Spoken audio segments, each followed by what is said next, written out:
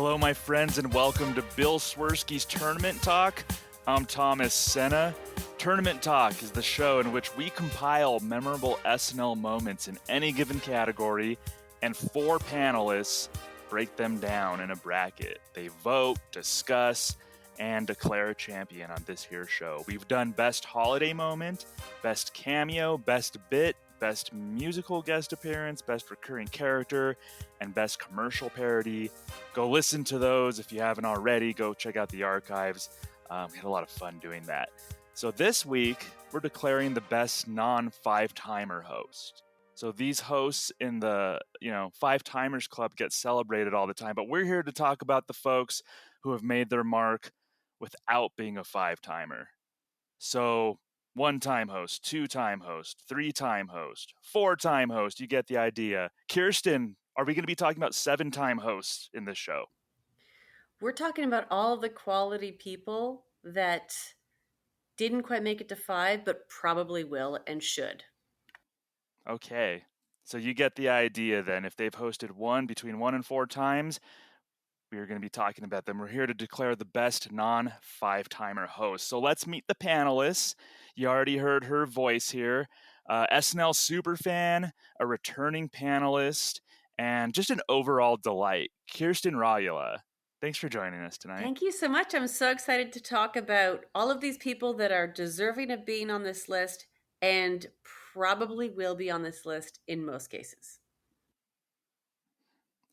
All right, how was your experience with the Tournament Talk beforehand? I'm really happy to have you back. I didn't know if we had scared you off or what, but I will say all this bracket style organization is very American, and as a Canadian who doesn't watch sports, I get it.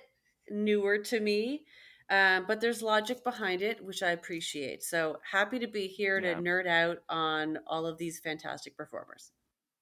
I feel like hockey has brackets, but I mean, that's neither here. You're making an assumption that all Canadians watch hockey. I am making that assumption. You are. I apologize. Yeah.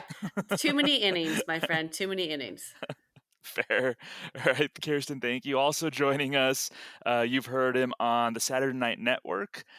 He's been a guest on the SNL Hall of Fame podcast. Will Norman, sporting a Los Angeles Lakers hoodie. Hi, Will. Hey, Thomas. Good to be here. Have to support the Lakers here since they aren't on TV anymore.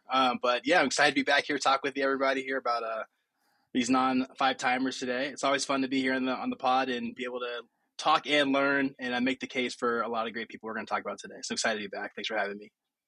Yeah, appreciate you, Will. Third panelist, an author, wrote Nothing Lost Forever, the films of Tom Schiller. Tom Schiller, just an amazing person to be celebrated. Streeter, how's it going? Good to see you tonight. Yeah, thank you so much for having me on. I'm really excited to be here. If there's a Tom Schiller short film that appeared on SNL that you would recommend to somebody, where would one want to start? Well, I think everyone's seen Don't Look Back in Anger. Mm-hmm. That's the most popular one. I'd say Perchance to Dream is a really cool one to seek out with Bill Murray from, I think it was like season 3 or 4. Perchance to Dream, yeah, that's Tom Schiller, just like such great fingerprints on the show, and I'm glad somebody took the time to celebrate Tom Schiller. So Streeter, thanks so much for joining us. Thank you. And my guy, fourth panelist here from the Bigger Than the Game podcast with Jose Ruiz and Pop Culture 5 with his co-host Thomas Senna. Jeremy Dove, what's up, man?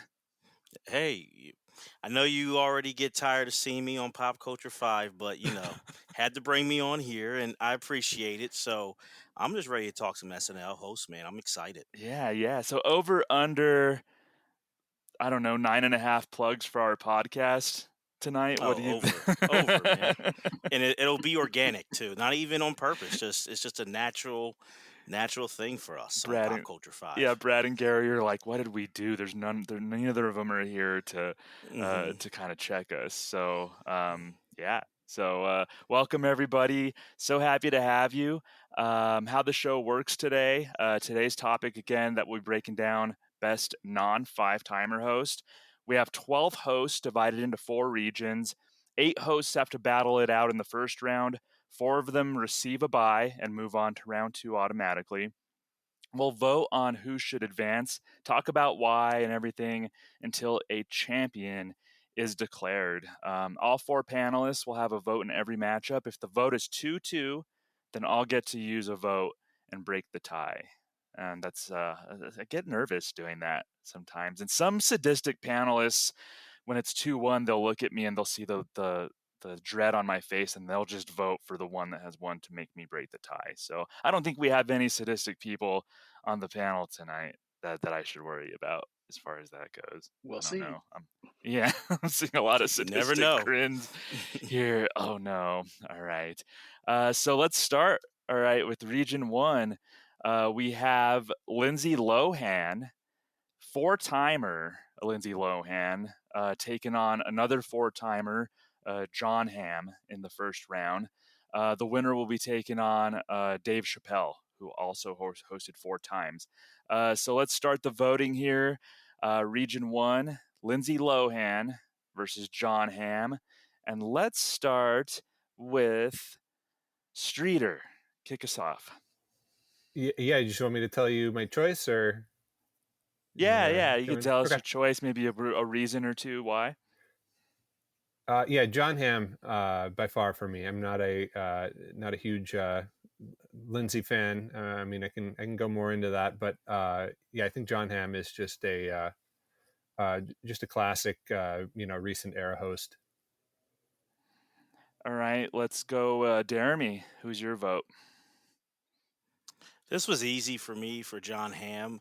And the thing is, I feel like I have liked Lindsay Lohan overall on SNL, but I feel like her last time was a subpar hosting gig. And I think Mm, that for me, when I look at John Hamm, each time he's hosted, knocked it out the park. So if Lindsay maybe that last time would have had a great performance, it would have made it tougher for me. But I felt like there's a reason that last time, like you haven't seen her again because right. she was off. So I have to give the edge to John Hamm on that. Yeah, it's been over 13 years since Lindsay Lohan hosted. So she first hosted in May of 2004. Her last hosting gig, March 3rd, 2012. Yeah. And there's actually similarities with John Hamm and Lindsay Lohan. Both of them hosted like 3 seasons in a row right out the gate, and then there was a little bit of time off. So John Hamm, Lindsay Lohan, some similarities as far as their like trajectory on SNL. But we have 2-0 John Hamm here with the voting. Will, I'll go to you here. Yeah, I think Streeter and Jeremy both made great cases for John Hamm. I think he's an all-time great host. And there's lots of similarities between John Hamm and Lindsay Lohan, but I went with Lindsay. I think that she got off to a really fast start. I think that she kind of, due to thing behind the scenes, she was out of the running to be able to host, but she was on a 5-timer trajectory really quickly. She has some great sketches, some all-timers that we'll be seeing for the rest of SNL's time. So I'd give that vote to Lindsay. Will, do you think, if not for assorted kind of personal issues with Lindsay, that she would be a 5-timer? I think so. I mean, it's always hard to say because sometimes people get in and out of the rotation, and it's might not be known to all of us. But you look at the trajectory that she had. She was very much kind of got the seal of approval from Tina Fey, one of the all-time greats as well. Like kind of was having her, trying to mentor her and bring her along in the show and have her in that rotation. And I think she kind of due to her own personal things, removed herself from that, and obviously is not able to do it anymore. But I think if that wasn't the case, I think she would very well be on her way to double digits in hosting sense. Yeah, she was definitely on that trajectory, and I remember her coming on. I don't even think it was during one of her hosting gigs when she came on Weekend Update, and I think they kind of had like a little intervention with her on Weekend Update, which I thought was really funny. Kirsten, are there any Lindsay Lohan moments that you can recall that you enjoyed? Yeah, it's funny because I'm personally more a fan of John Hamm. Like Sergio, I go back to over and over again. But when I line them up, I actually couldn't name as many John Hamm sketches as I could Lindsay Lohan. So I think of Lindsay Lohan, I think of Real Housewives, I think of what we see all the time, which is Debbie Downer from 2004. I think of Scared Straight. And at the end of the day, I am going to go with Will, and I'm going to say Ooh. Lindsay Lohan. Even though I'm personally a fan of John Hamm more, I think she was an absolute stand out as a host. And I agree with you, Thomas, that, putting aside some of the TMZ worthy shit she's been through, she probably would have hosted sooner. And I'm going to live in that world where she's at 4-time at this point. We're having this conversation because she's fabulous on the show, and by math has more memorable moments than John Hamm. I think that's a really bold take. I think it's a very hot take right there. We have 2-2, Lindsay Lohan and John Putting Thomas Hamm. on the spot. Yeah, putting me on the spot. Oh, Lindsay Lohan, like we've been saying, she was on a good trajectory starting off. Her first episode, she was in Debbie Downer. Debbie Downer was very memorable. I love that sketch. Maybe not because of Lindsay Lohan, though, even though she was fine in the sketch, but she just sort of happened to be in, in the sketch. She's actually, there's a couple of weird Lindsay Lohan sketches that she was good in that I want to call out. There was one Riding with Billy Joel, with Horatio Sands played Billy Joel and was like basically how it sounds, like he was giving these people a ride and he was just acting super weird, serenading them.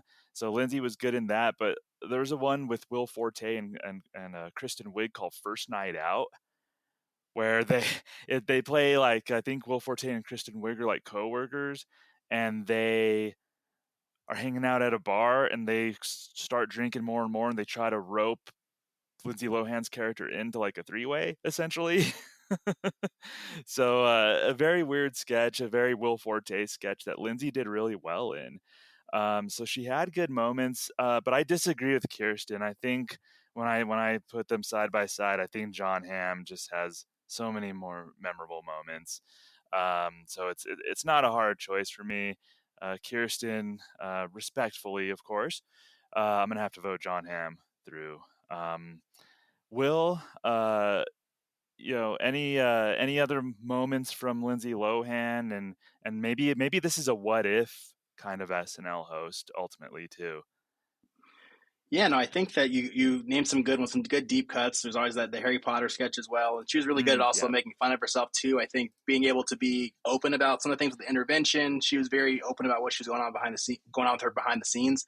I think that she and John Hamm had, like you said, a similar trajectory. I think that John Hamm is a great host. He's an all-time host. I don't want to take anything away from him. I think that we've just gotten to see his work more recently, and kind of get away from that time when Lindsay Lohan showing up was fun. It was an event. She had great sketches, but I think hey, John Hamm's a great host. He's been doing it. He's still going to do it. I think he'll make it to 5 times pretty soon. So I would say thanks, Lindsay, for all the memories, but John Hamm advances.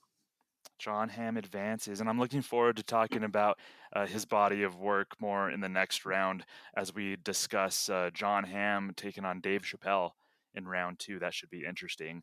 Moving along to Region 2, we have 3-timer host John Malkovich. He hosted first in January of 1989, most recently, which isn't all that recent, December 6th, 2008.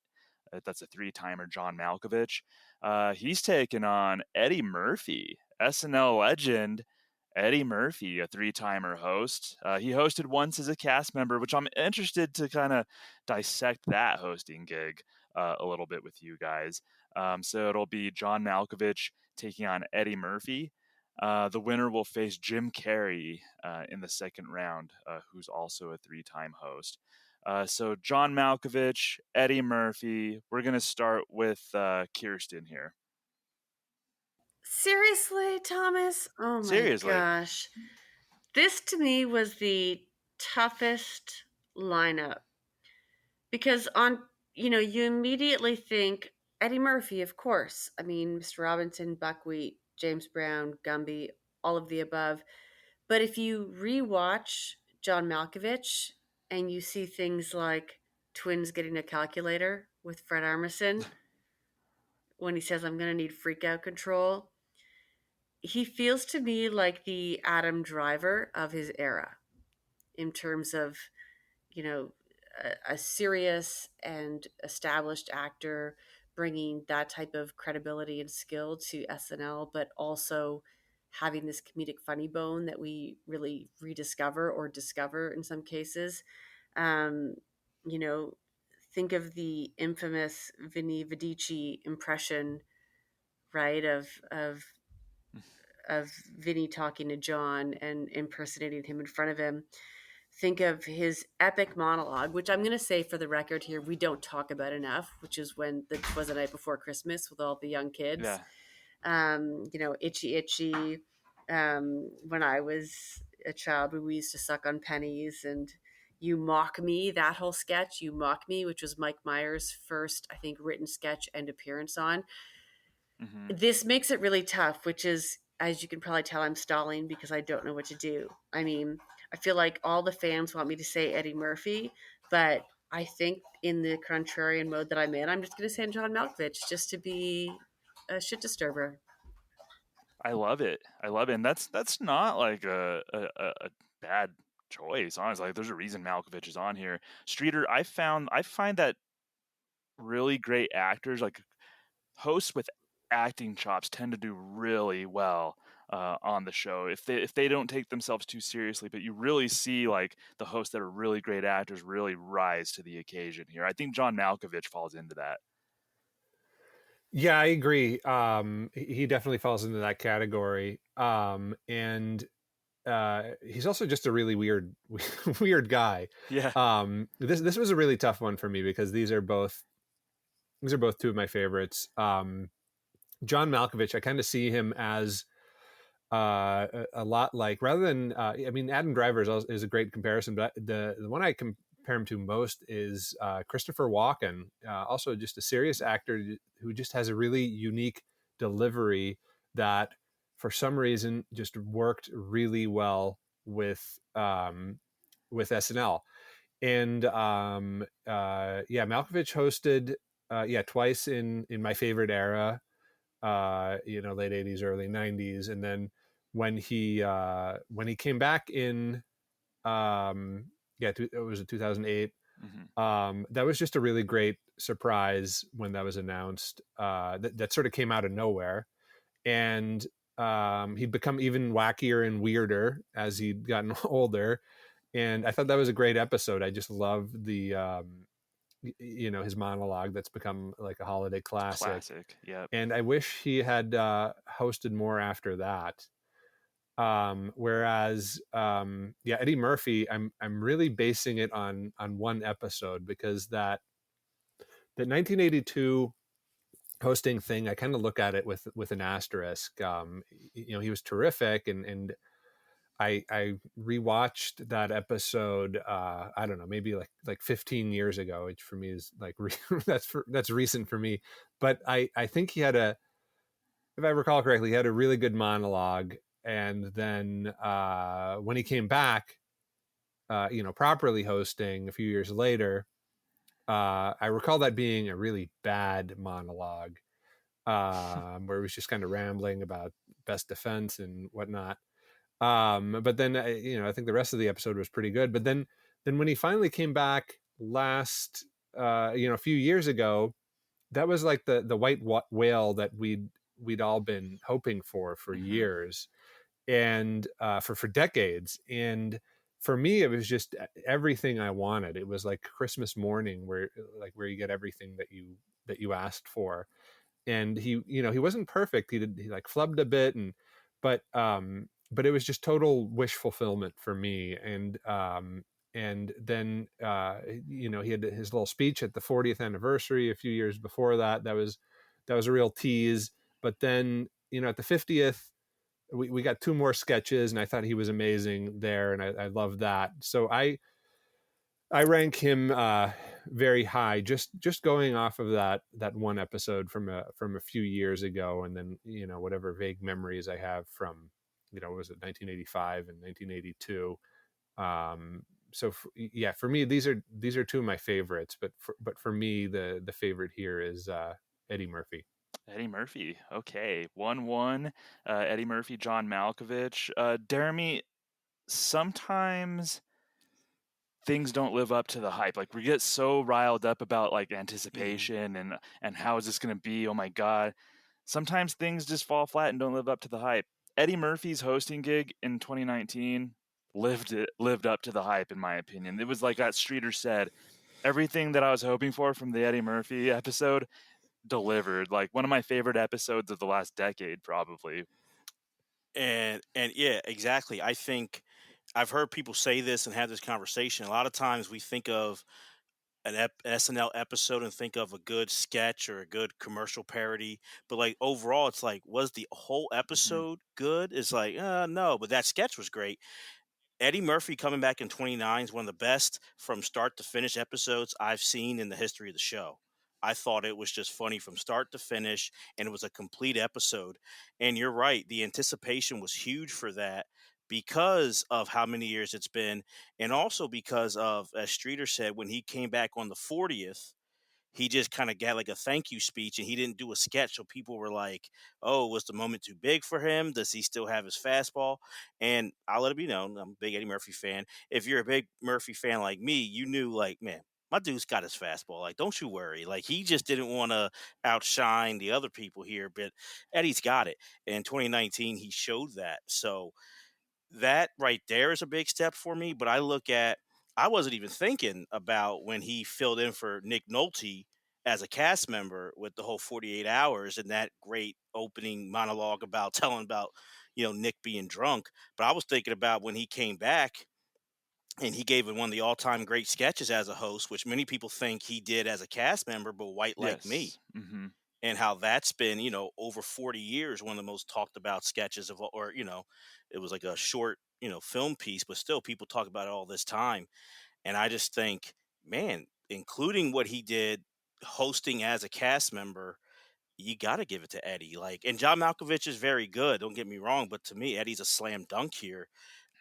Especially, and I'm glad you said it, adding on that he was a guy who hosted as a cast member. That's incredible. Yeah, 2-1 Eddie here. Will, something else that Streeter brought up was the first hosting gig when he was a cast member might be a little asterisk to it. I actually kind of agree with that.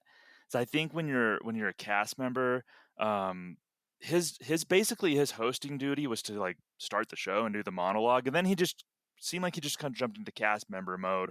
All-time great cast member, but it seems like if a cast member hosts, they're already well integrated into the show. So it should be like nothing to them to actually do sketches that night. So I do definitely look at that first hosting gig a little differently. Am I being too harsh on that?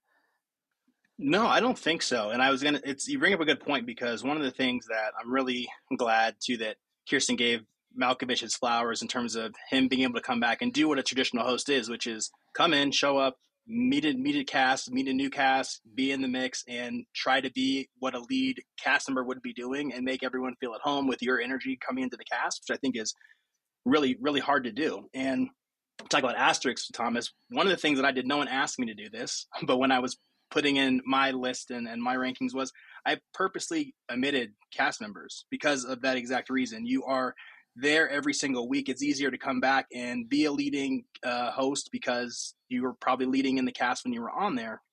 And so I kind of wanted to lean toward people that had not been in the cast. All that being said, when you look at the degree of difficulty and talking about it being an event with Eddie Murphy, the first time being cast member being asked, it's a surprise to host an episode when you're not asking to do, you're just there to meet the host and do all that stuff, and then come back 30 years later and deliver with totally new cast, totally new views about comedy and how comedy's performed and the way that it's changed. Being able to deliver in those two different ways, I think I'd have to give the nod to Eddie. Even though I, like I said, came with my own biases about cast members, the fact that he was able to deliver in those two specific ways, I would vote Eddie for moving on for this round.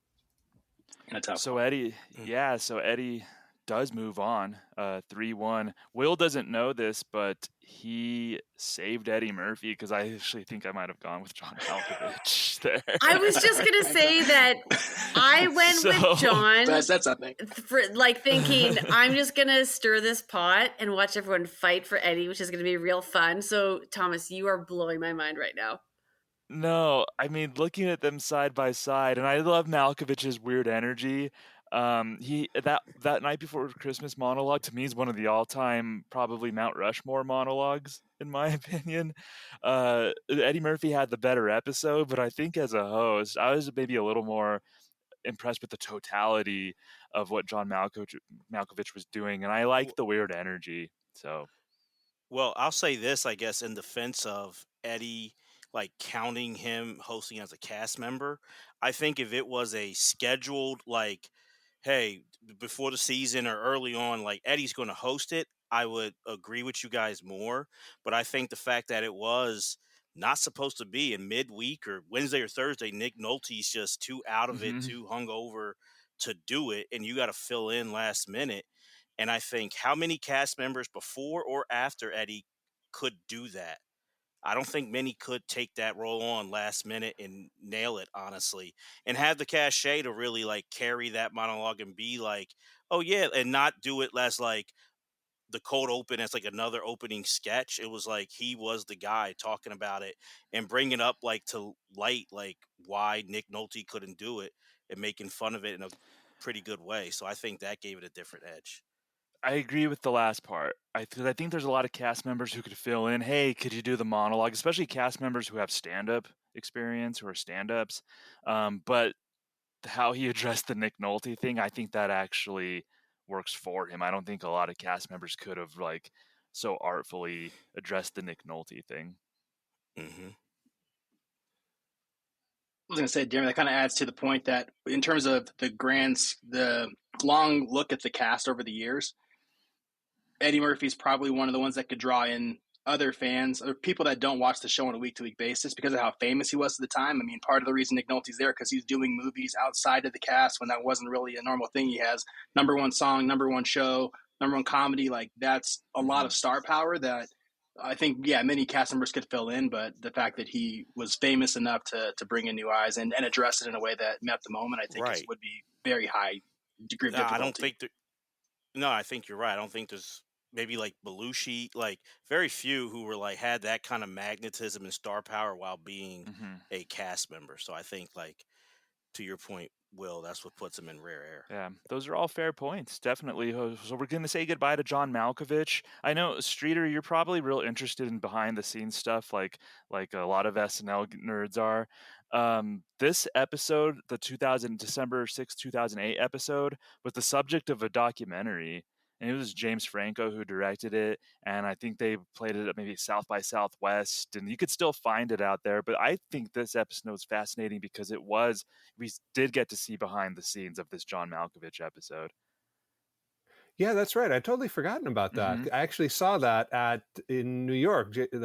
Franco played it, I think, at like the DGA theater, and he was there with I think it was Keenan and I forget who else, and he presented it and talked about it. Yeah, I'd totally forgotten about that, but it does sort of have an interesting footnote historically of being the subject of a documentary. Yeah. Yeah, and that's not like, I think Malkovich actually was kind of a fun person to follow around backstage, and you could tell he was just getting whisked away by it, and he wasn't nervous necessarily. So I like that it was him that was his episode that was the subject of that. But I can't watch that episode the same now, kind of knowing all the jostling behind the scenes that led to some of those sketches. So I think that's an interesting footnote with Malkovich. So Eddie Murphy moving on. He's taken on Jim Carrey in the second round out of the second region. Moving on to Region 3, we have three-time host Ryan Gosling, most recently hosted in 2024, taking on a two-timer Larry David, former SNL writer, kind of. He got a sketch on, but we know him now, of course, Seinfeld, Curb, and as an SNL host. So Ryan Gosling taking on Larry David. The winner, you know what? I'm saving. I'm not even going to say who they're taking on because I'm excited about whoever advances for that. We'll start off with let's go to Will to kick things off. Ryan Gosling versus Larry David. Yeah, so you're talking about two very different energies in terms of hosts, right? Larry David coming in, a previous writer, lovable curmudgeon, and bringing that persona to the cast, and then obviously capitalizing on some of the similarities to Bernie Sanders as well, with some of his cameos and hosting stints as well during his time. And always does like a really solid job. I've always enjoyed his appearances on the show as a host. Ryan Gosling, obviously, but I think there's by 50 years between them, or 40 years between them. I'm going to assume something like that. But like I said, very kind of brings that almost like this a new reincarnation of the same kind of Justin Timberlake energy that he comes on. He kind of brings on, maybe not as multi-talented as Justin is, just being an actor, but having a very, you can tell he's a fan of the show, having a lot of fun, a lot of breaking on the show, depending on how people feel about that. But I would say overall, when I look at both of them, just in terms of, I guess, the volume of sketches, some of the things, I mean, Papyrus is one of my favorite sketches and pre-records and recurring sketches for Gosling. And then obviously with the alien encounters, I think that's an all-timer as well. So I'll leave a little bit for everybody else, but my vote would go to Gosling. Ryan Gosling leads 1-0. Jeremy, over at Pop Culture 5, our podcast that you can listen to on Spotify or wherever you get your podcasts, we've done an episode on Seinfeld and Curb Your Enthusiasm. So we both love Larry David. Ryan Gosling, though, really surprised me with how great of an SNL host he was almost immediately, just how he seamlessly sort of slid into that role.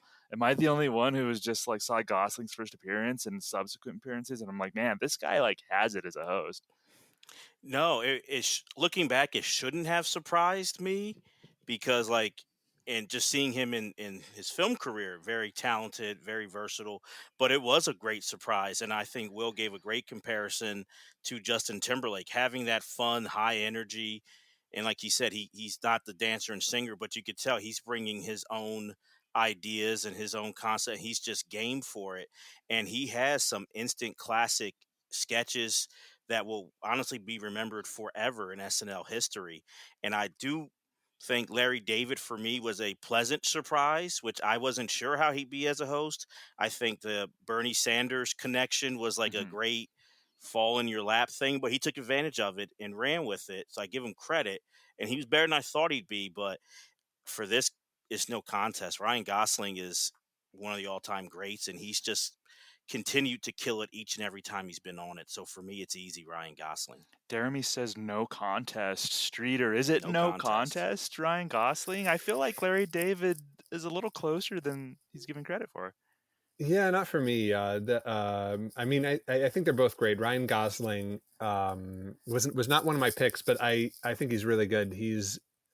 It's interesting, and it's to his credit in that he's kind of a late bloomer hosting wise. He hosted when he'd already been hugely famous for years, and then and then quickly hosted again, and then I guess a third time more recently.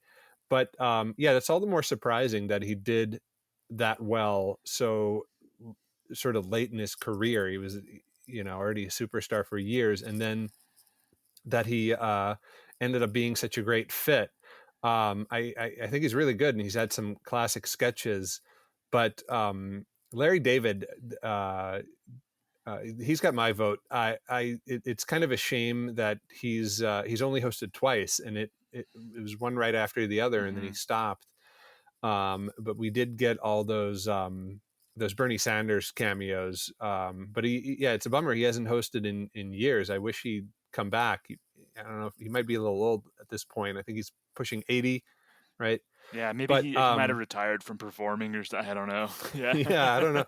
But I also just with his background, his like sort of the journey that he's had in getting to host SNL, I think is fascinating. Like doing Fridays, which is this SNL knockoff, is brilliant, but it was a knockoff.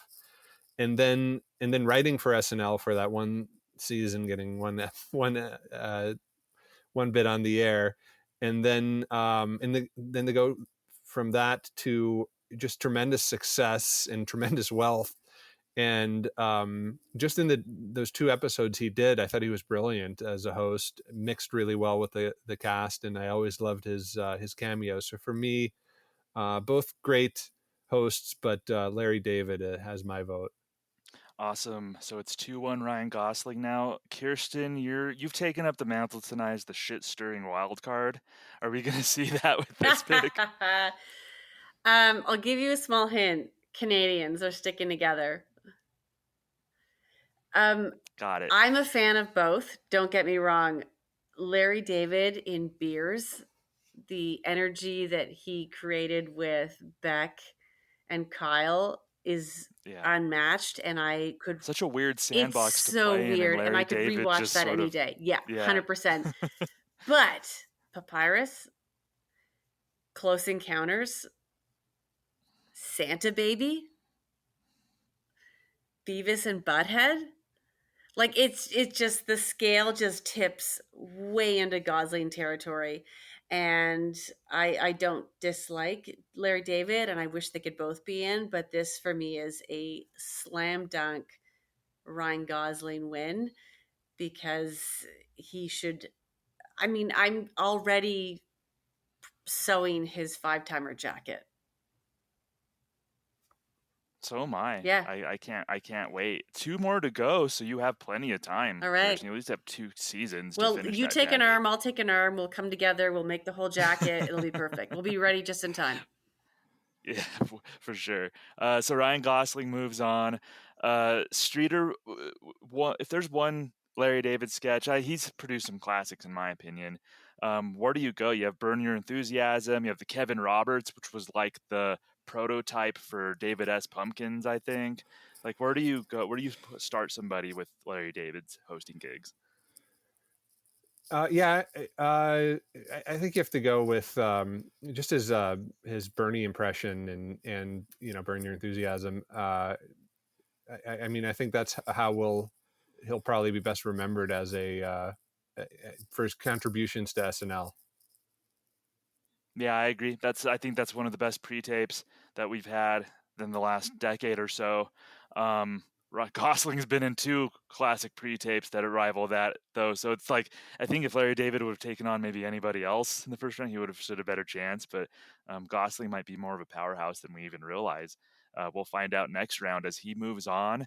Move into Region 4, we have a battle of athletes here. The only 2 athletes in this bracket get seeded against each other because the tournament committee has a sick, twisted mind.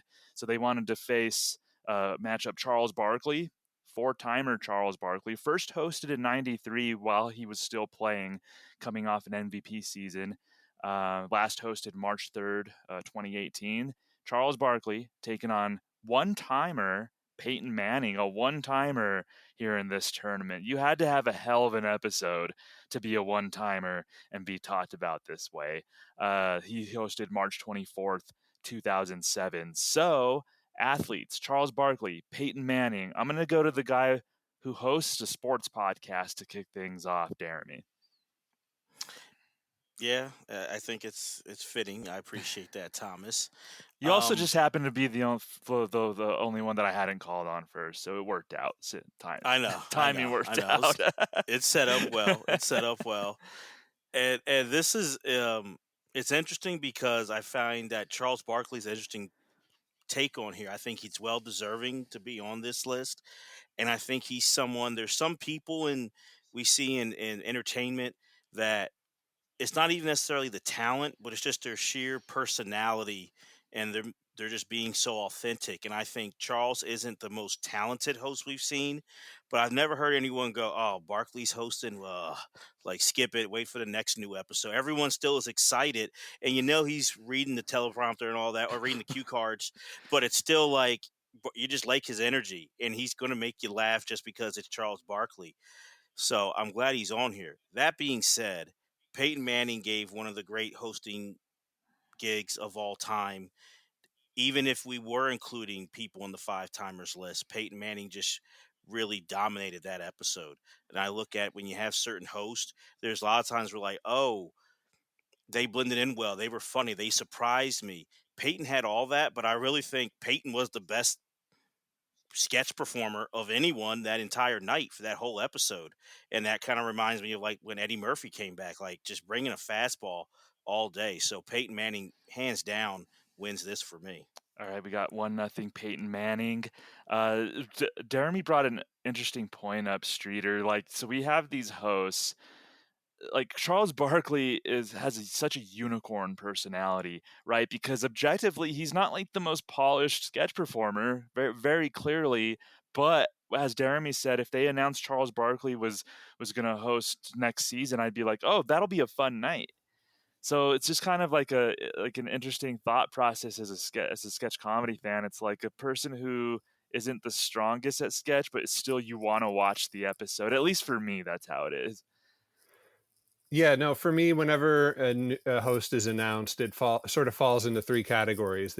Either I get excited about it, I'm kind of indifferent, or I'm like, oh, not this person, not him again, or, but I, I just looking, we're looking at each other while we record this. I see two, maybe three sports shirts. I'm clearly in the minority here. I'm not a sports guy at all. You are wearing a sports shirt or not? Oh, no, also no sport. Okay, no. So Kirsten also not. Thank God. Yeah, I'm not a sports guy at all. Every year, there's usually the annual sports host. It is never an episode that I look forward to. And sports humor just generally just doesn't do it for me. But between Barkley and Manning, I strongly prefer Barkley because he started out pretty stiff, but he's just as Jeremy mentioned, he's just a funny person, a funny character in general, and it's become more and more so as the years have gone by. Mm-hmm. So I don't really mind that much when they bring him back, and they did bring him back. It was twice more recently. But Peyton Manning, on the other hand, I know there's a few famous sketches, and the teaching football to kids pre-tape is legendary. But I just don't find that funny. I know I'm the outlier here probably, but it's regarded as a classic. But for me, it just does not make me. Yeah, it doesn't make me laugh. I don't really care for his delivery. I played football in high school, and whenever I hear Peyton Manning just talk, it just kind of triggers me. Oh no! And reminds me of the way all the other players, the jocks, spoke at my Midwestern high school, even though he's not Midwestern. But yeah, I don't know. I'm going off on a tangent here. For me, I'm not the sports guy, but I'd put Barkley over Manning. All right, so it's 1-1. There's 3 sports fans here on the panel right now, and 2 non-sports fans. We have ourselves a good old-fashioned jocks versus normies kind of situation happening right here. Will, fellow jock, hello, Will Norman. Did you know Peyton Manning had that kind of personality before he hosted SNL? Because I didn't necessarily. Yeah, well, it's funny. Thank you for calling me a jock. I never been called that before, so I appreciate it. I was going to say, in terms of Peyton, there were clues for me just because of the sheer volume of his marketing opportunities. I mean, if you're a football fan, if you're watching games, you can't go a game without seeing him advertising something. So that being said, to your point, Thomas, you don't know if that's going to translate. Doing a commercial and getting paid a lot of money for it is not the same as doing a live sketch comedy show, right? And so Peyton Manning blew me away with how well he did when he first hosted. And I know it's not the same episode, but him coming back and doing his rant on Emily in Paris, I think it was on Weekend Update a few years ago, just kind of showed that he still had it. I thought it was amazing, and like I said, he did such a great job. So I was surprised in how well he did. I would say with Barkley, Barkley having done it 4 times, he is a singular talent in terms of his personality. I think he's been able to do some really interesting stuff. He has the Barney sketch, obviously, where he's dunking on Barney. He has, Scared Straight with Keenan. He has a monologue too where he called out the show for its lack of diversity in his monologue and was kind of talking directly to Lauren, which is something that he's probably one of very few hosts I think could get away with doing something like that. And he's had a lot of great moments throughout his time with the show. I would say, though, when you look at it from just even though it's only happened less times, I would have to give it to Peyton Manning. I think that episode is still one of the most highly rated episodes of all time. I think that there's more sketches that are going to, even just with the Scared Straight, or not Scared Straight, with the football and like Boys and Girls Club sketch, the pre-tape is going to live on forever. We'll be seeing that for probably the rest of our lives. And so I'll give the nod to Peyton. Even though the volume's there with Barkley, I'll give the nod to Peyton for my vote. All right, so it's 2-1 Peyton Manning. Kirsten, so this is like this might be the most interesting first round matchup to me. So you have Charles Barkley, where he won me over with, when he was a player, I don't think he did real well. But his last 3 episodes, there were a lot of moments that won me over. The construction workers one, where he and his fellow construction workers are talking about like what kind of dress that they would want to wear and what they would look like, what they would look like in a dress, what their preferred fashion, I guess, would be.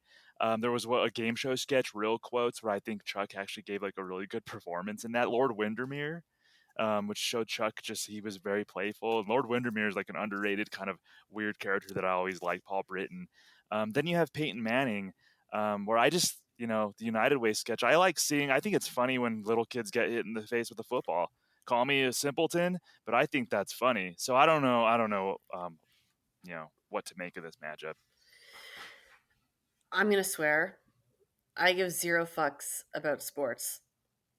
You're prefacing swearing now. This is your like 6th swear really? on the show tonight. Oops. Yes. Okay.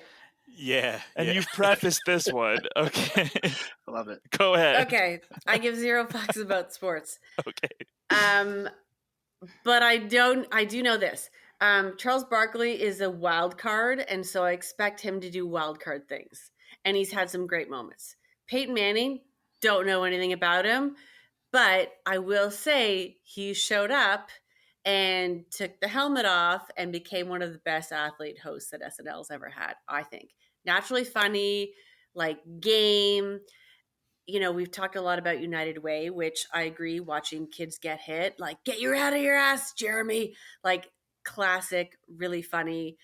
And one of the most replayed sketches that you'll see when you look back at things. But also, Will Forte's locker room motivational speech. He's in that, and he gets up and dances with him, which to me is such an indication of someone who's down to clown and just have so much fun, and there's no pretension. There's nothing about it. If he wasn't an athlete, maybe he could have been a theater kid. Who knows? So obviously my vote is going with Peyton, even though I know nothing about athletes. I think someone said something about, I think, Jeremy, maybe you did, about volume for Charles Barkley. Someone said that. But I agree. Peyton. Oh, Will, you said volume for Charles Barkley. But I think Peyton delivered a great episode. And there were some amazing moments in it. And I am taking my hat off to someone who is going to surprise me in that way, even though I know 0 about sports, and I'm rating them purely as just entertainment value and fitting into the show. Yeah, jack squat about sports, Kirsten, but you know a lot about sketch comedy, and you've moved on Peyton Manning. Will, as far as Charles Barkley goes, like the more I dug into it, because I hosted a SNL Hall of Fame episode where we covered Charles Barkley, and the more I dug into it, there are more fun moments than I even remembered. So what are the final things that kind of stick out to you about his? I think as a sports fan, obviously everyone's antennas go up for different types of hosts. Barkley is one of those for me. I'm a basketball fan, as you can see here in the room. But he is someone who is always himself. And I think you talk about it's not the same kind of quirkiness as like, a Malkovich or a Walken, but he is a very unique energy, unique personality that he brings to the show every time. And he's unapologetically himself. And when you look at the juxtaposition of he has a good sense of humor. If those that watch like stuff like Inside the NBA, he's like a naturally funny person, but he's able to make fun of himself. I remember him doing a monologue and demanding Keenan come out and do Keenan's impression of him in front of him. And I said I talked about it before, talking to the show about the lack of diversity on the show. And then, of course, he's similar to the other athletes, right? He's like this 6'6" guy that's coming out, making fun of himself, putting on a dress, making fun of himself, talking about stuff. And I think that he's like I said, a very singular personality, and I always look forward to him being on the show. And I think that even though I think he can be an acquired taste for some will never acquire it, and that's okay. But I think whenever he shows up, I'm excited to tune in. And I think that's half of the battle when it comes to being an athlete. Is people root for you or not, being able to want to tune in and root for Charles to do well, I think is something unique to him. Yeah, well said. So Charles Barkley never won a championship in the NBA. He's not going to win a championship tonight. Sorry, Chuck. So we have a good old-fashioned jocks versus theater kid matchup next round. Peyton Manning will face Adam Driver in round 2. Let's go back. Start of the second round. Region 1, John Hamm, again a 4-timer, against Dave Chappelle, also a 4-timer. And Chappelle's become sort of a tradition. At least his first 3 episodes were kind of like after elections, and we need Chappelle to come on and add maybe some sort of brevity to the situation. So I will start this John Hamm Dave Chappelle matchup. I want to go to Streeter to kick things off. All right, yeah. I'm putting John Hamm here. Chappelle. I guess my feelings about Dave Chappelle can best be summed up by that split-second shot of Bone Yang and Sarah Sherman from the Dakota Johnson episode Goodbyes. That's kind of how I feel about him, even though that was sort of out of context, and I guess they hugged it out and whatnot. But I was a fan of Chappelle, like. I guess, but even before he did Chappelle's Show, and then for whatever reason, I never watched Chappelle's Show. Then the stuff that he's done since. I watch his stand-ups, but it's just, I just don't really care for him. So for me, it's an easy John Hamm. All right, easy John Hamm, 1-0. Will, does Chappelle get any points? Like, there's some hosts who come on and it turns into their show. Kind of, when Dave Chappelle hosts, it's Dave Chappelle's show. Even he brought back old characters from Chappelle's show. So there's few hosts out there that I can think of that have that have more of their fingerprints on an episode than Chappelle. Yeah, it's hard to top the gravitational pull of Chappelle. I think I would, I think to Streeter's point, with that, there does come a level of baggage that is accumulated over the years that can take away from those appearances to a degree. I think that's one reason why I don't think Louis C.K. made it on the list. So I think, things like that will keep people off the show. So I think it makes sense, right? You can't, that can't be avoided, right? But I think Chappelle, obviously he shows up as singularly a Chappelle episode. He doesn't, mix in the cast as much as, say, a Ham would, where he shows up and he's just about a part of it. And I will say that Chappelle is showing up on top of events or coinciding with political events, I think adds another level of eyes that are on him. And I don't know if it's a higher degree of difficulty, but just more people tuning in to see what he's going to say, for better or worse, when he hosts. One thing that I will say is that, and this kind of goes back to the earlier Chappelle stints, for me, his monologue, his first time hosting the week of the election, is a monologue that I have constantly gone back to. I think that it holds up.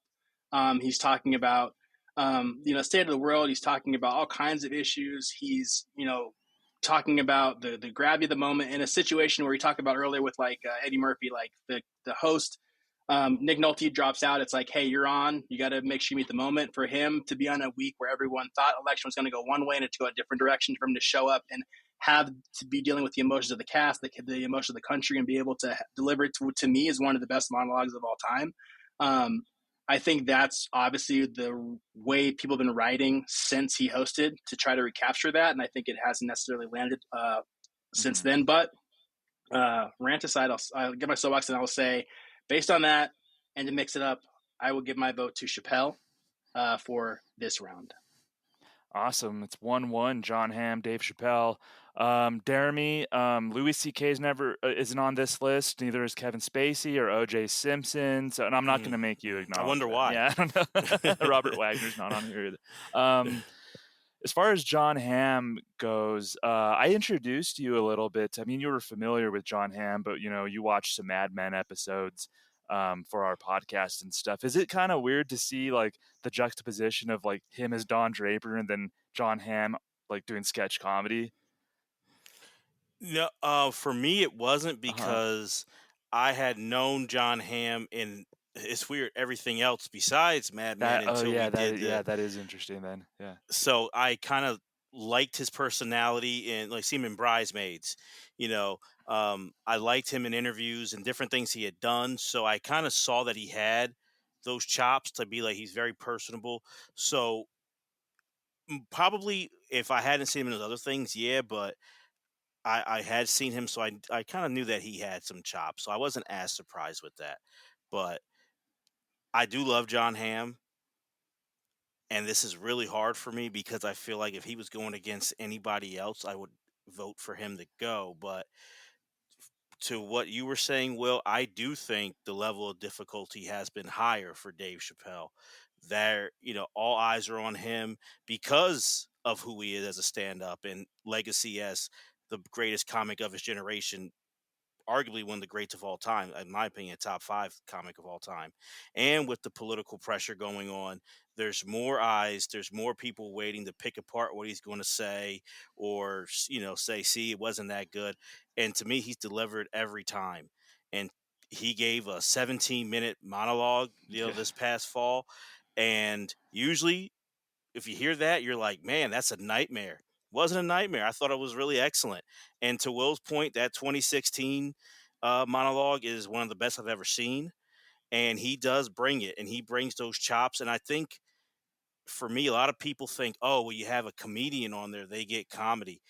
A lot of times, like, a comedian coming on sketch comedy doesn't work a lot of times. Like, they're, even though it's Hmm. all under the branch of comedy, it's two different things. And I always give props to whether you're a cast member or a host and you're a stand-up and you come on and you bring it in the sketch world. And Chappelle's done that every time. So I got to give that to Dave Chappelle. All right, now Chappelle has a 2-1 lead. Kirsten's thinking about Sergio. I want to bring her back with us to get Sergio out of the mine. Kirsten, and Sergio. come back. Yeah. How do you feel about this matchup? It's a little bit apples to oranges. It's a tough one. I True. agree. Like John Hamm could win this round among so many other people, but Dave Chappelle on SNL isn't sketch comedy. It's a comedy event. I mean, what he talks about becomes next day headlines. That type of level and that pressure. And I'll say, I know, Streeter, you're not as much of a fan. I am a huge fan of his. Let's take some of the commentary aside, but his comedic chops I revere so much. And on SNL, he's not the guy who's in a wig playing an elf. He's standing still and he's just talking, and it's something you just can't stop thinking about. And his ability to unite people with some of his messaging and his monologues. And yeah, he's bringing, he's sitting on stage smoking, and he's bringing back some of his friends, and he's repeating some sketches that we've seen before. House of the Dragon. For all the nerds out there, cracking up Pete Davidson with the Uncle Ben and Aunt Jemima get fired, and some of the ad libbing that he does. Um, you know, there there is so much skill that he has for sketch comedy, but then also so much that we get to see of his comedic mindset. Um, it's an unfortunate position for John Hamm to be in, because this one easily for me goes to Dave Chappelle, but it's because it's such an apple and oranges situation. All right, Chappelle moves on. I am a little surprised. I think John Hamm's to me is like an all timer kind of host, and I know Chappelle, the event surrounding Chappelle, but John Hamm, like just the hosting chops. I don't know, that it's pretty surprising to me. Though I do with Chappelle, and we'll get more into it since he advanced. But I think there's like, especially his third hosting gig, I think was super underrated. and I think people just went in wanting to hate it, and that's why they did. But I think that was like an actual, probably his best like overall episode. We'll get to that. But Streeter, like John Hamm, one thing that surprised me a little bit was he was pretty adept at impressions. He did Robin Williams, JFK, James Mason's an obscure one, but if you do them side by side, he did a really good James Mason. So John Hamm, just like his impression chops, his sketch comedy chops, just he's like an all timer in my heart for sure, at least. Yeah, and he wasn't even one of my votes, but I think he had he's had amazing chemistry, not just with the cast from, what was it, like 10, 12 years ago, but also the current cast. Yeah, he's definitely one of my favorites. All right, Dave Chappelle advancing to the final four. Who is he going to get matched up with? So we have in Region 2, Eddie Murphy, who advanced by defeating John Malkovich, taking on Jim Carrey. This is a super interesting matchup. So, Jeremy, we had talked about Eddie Murphy's December of 2019 episode being just so hyped. The anticipation for that episode was off the charts. If there's one episode in SNL history that I think might outdo that as far as anticipation, it's Jim Carrey's first one from May 1996. So how do you like look at those two episodes side by side and look at those two hosts side by side? You're right, but I still think it was harder for Eddie. But Jim was hard because he just was the hottest actor in Hollywood, and so there was a lot of anticipation. But for him, even though it's two different worlds, in Living Color, great sketch show, wasn't that far in the rearview mirror for Jim Carrey, whereas Eddie Murphy being on SNL was so far. But I do agree, like that was a very highly anticipated episode that Jim Carrey, that first time he hosted. And so I think it was more for Eddie because his connection with the show and the length of time. But Jim Carrey had a lot of pressure to live up to, especially with that whole $20 million, cable guy. That was a lot to live up for. So who's your vote again? My vote would be I'm going to go with Eddie Murphy on this one. I will. I'll be honest, on this list, Jim Carrey's the biggest like surprise for me, and I love Jim Carrey. Love him on Living Color. Love the energy, like the cameos he's done. But I'm not going to say I disliked him, but I never thought he was an all-time host, in my opinion. So, like, Jim Carrey's kind of everyone on here, that's the biggest, like, that I'm like, wow, Jim Carrey makes it. I kind of didn't think I guess he deserved to be on the list. Oh, that's interesting. So, Streeter, are you a Jim Carrey fan with him as a host? And what could we like recommend to Jeremy? I think there's some kind of under the radar Jim Carrey things that he did on SNL as a host. Well, I'm it's sort of similar to Eddie Murphy, where I'm mostly going to just one episode that's just an all timer for me. But with Eddie, it was his most recent episode. With Jim, it's his first time hosting, which there was a lot of expectation for that. That's when he was just on top of the world, having just done some huge movies in 94 and 95. And but yeah, this is I'm mostly voting for him for just the one episode, because that's just in my opinion, one of the best episodes ever. It's got to be in the top 5 for me. It's been a while since I've seen it. Maybe I'm looking at it with rose tinted glasses a bit, but I think I loved every single sketch. Some of them are just all time classics. He had by far the best Roxbury. Oh yeah, not even close. That maybe that one of the best other Roxburys. Yeah, maybe one of the best Spartan cheerleaders. In my opinion, the best Joe Pesci show with his Jimmy Stewart that I thought was perfect, and then Jacuzzi Lifeguard, also a classic. And you know, the Soundgarden was the musical guest. It's also one of my favorite bands at the time, and so that just made it a perfect episode for me. So when he hosted, you know, like Eddie Murphy, also there was also a big gap between hosting. I think it was, what was it, like 15 years or something, or 10 years between Carey hosting first and second time. Anyone know? It was 14 years or 14 15 years years. actually, almost 15 Okay. years. Yeah. So 15 years later, I was really excited for him to host again. I was really anticipated it, and it was a little disappointing, the actual episode, and maybe it was just too much to live up to, and you know, I don't think he had the best material to work with, but he was great, and he was definitely game for everything, and he really gave it his all. He was in, you know, classic Carey form, but the episode itself didn't really do it for me. And then his third time hosting, I thought was a bit better. He had some classics there. The Carey family reunion I thought was hilarious, and you know, the Matthew McConaughey Lincoln commercials I thought were very memorable. But for me, it really just goes back to that first time hosting. That's just an all-timer for me. So I give it to Jim Carrey. But these are definitely two of my favorites. Yeah, for sure. Two heavyweights, in my opinion, here. 1-1, we have Eddie Murphy and Jim Carrey. Kirsten, do you remember where you were May 18th, 1996?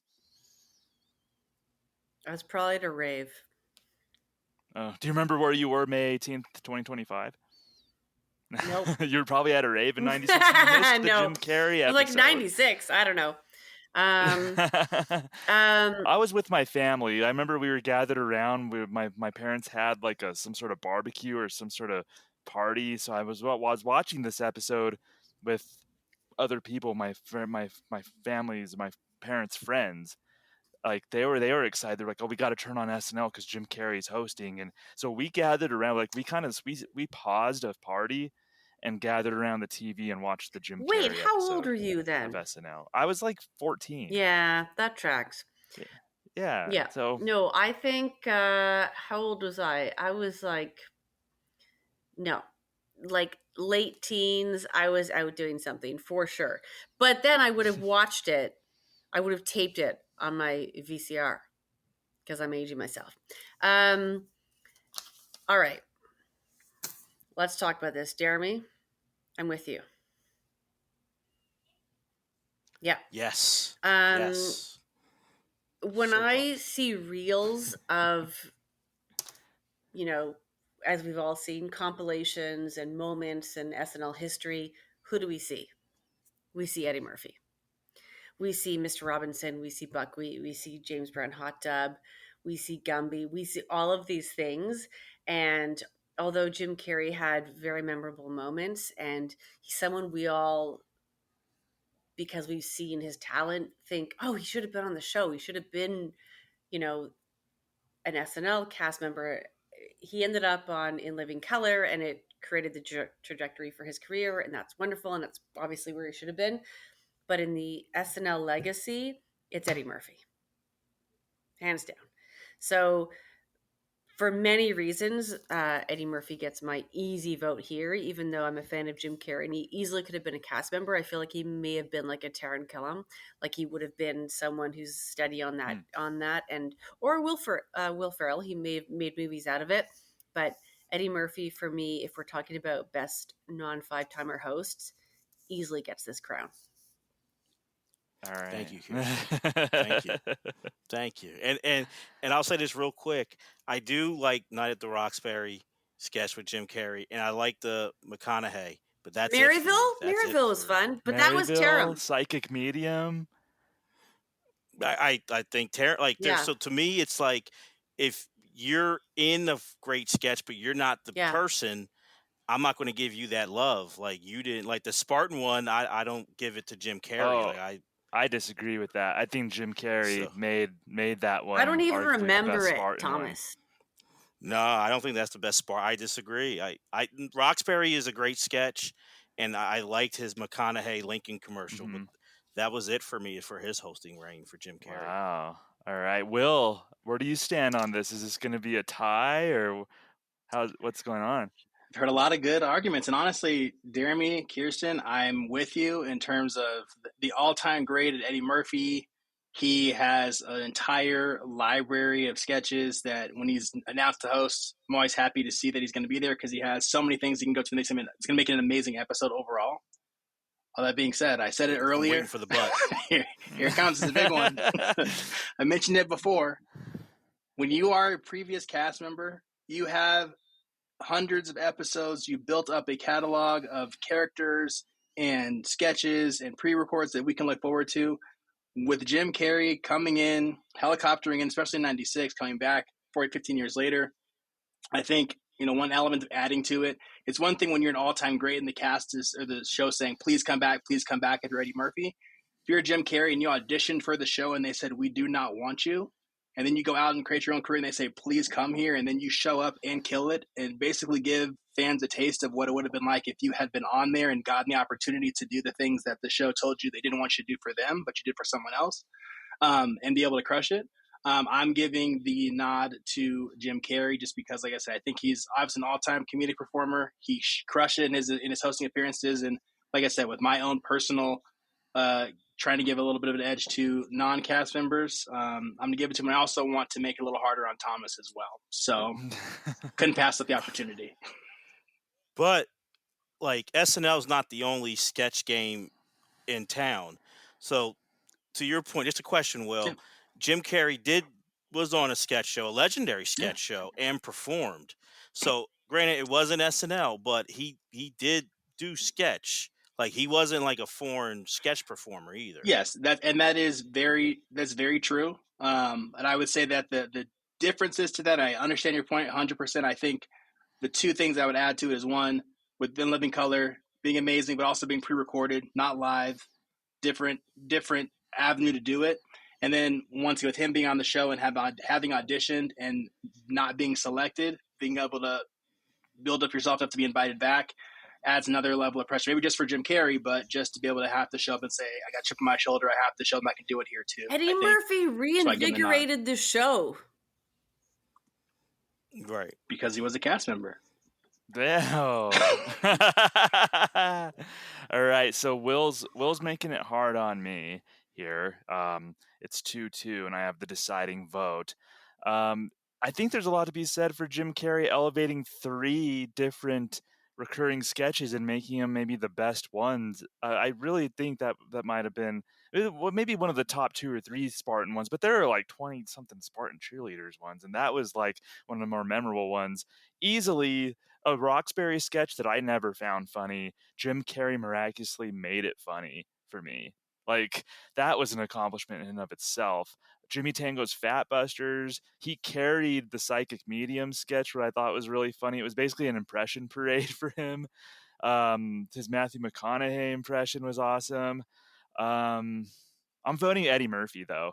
And the reason why is because of the White Like Me sketch. I think that's a classic, and Jim Carrey doesn't have like that sketch where everything just came together. It was pre-taped, which is fine, but that's SNL. There's pre-tapes along with live sketches, but that was like a perfect sketch, and it was amazing. Eddie Murphy carried it, so I think they're closer than people might think. They both had like probably the 2 most electric episodes that I've ever seen live were the 96 Jim Carrey one and the 2019 Eddie Murphy one. But that White Like Me sketch puts it over, I think, for me. So I'm gonna have to advance Eddie Murphy here, even though Jeremy, philosophically, I think we disagree about Jim Carrey, but we landed on the same outcome here. I'm glad. I thought it was a hands down you were going to go Jim Carrey, so this is a nice surprise. It was a swerve, bro. But it was a nice swerve, bro. I love the swerve, but I mean, I think another thing to back up here is we have to pay respects to Bill Swerski. I feel like so many times Eddie Murphy has been in his hosting gigs have been topics or on these brackets. Not even like his sketches, like things he did while hosting. So I think that's why I would give it to him over, because obviously he's making an impact because so many of his hosting sketches are legendary. Very true. Very, very true. So congratulations, Eddie Murphy. You're in the final four. See who you'll be facing. We have three-timer Ryan Gosling, who ousted Larry David. He said, "Get the hell out of here. I'm Ryan Gosling and you're not." He's going to be taking on one-time host from December 13th, 1975. Richard Pryor is in this discussion. So Richard Pryor, Ryan Gosling. Let's go to Kirsten to kick things off. Dude, You have to Thomas. do it. Yeah, do it. I've got to I saw say, the agony on your face. I know this is another apples to oranges. You're looking at a legacy comic versus someone who is who's Ken. He's got Kenergy. Did you just coin that? Right, I did. Yeah. Yeah. Nice. You're welcome. In every real whatever decade they're celebrating or whatever milestone, you see word association with Chevy Chase.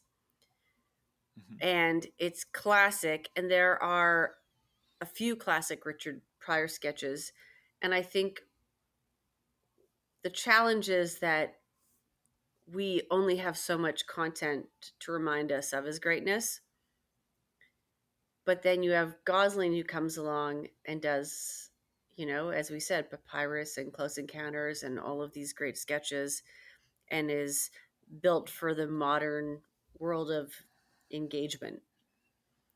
And I'd like to envision that at a certain point, Ryan Gosling is in the Five Timers Club and he gets his jacket from a group of people, including Richard Pryor, because he's already there, because he should have been. And that's how I'm going to picture this happening. I'm going to go with Ryan Gosling, but I'm going to, in my mind, envision that Richard Pryor was somehow already in that club and he's the one putting the jacket on him.